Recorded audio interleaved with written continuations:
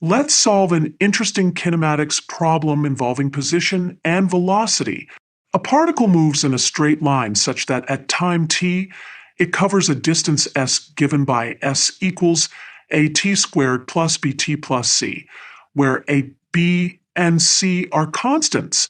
If the velocity of the particle at time t is v, we need to prove that v squared minus b squared equals 4 times s minus c.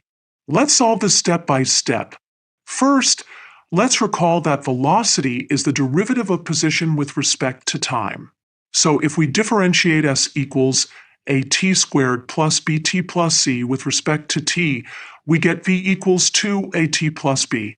Now that we have an expression for velocity, let's square it to get v squared.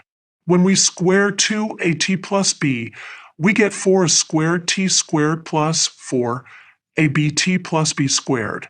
Next, let's look at the right side of our target equation. We need to find for a times s minus c.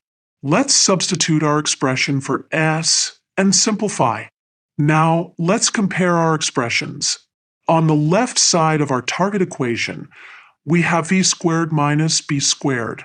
When we substitute our expression for v squared and subtract b squared, we get 4 squared t squared plus 4 abt plus b squared minus b squared, which simplifies to 4 squared t squared plus 4 abt. Looking at our results, we can see that v squared minus b squared equals 4 squared t squared plus 4 abt, which is exactly equal to 4 a times s minus c. Therefore, we have proven that v squared minus b squared equals 4 times s minus c.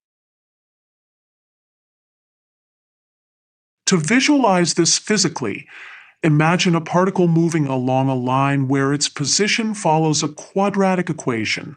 The velocity at any point is related to both its position and the constants of motion in this elegant way.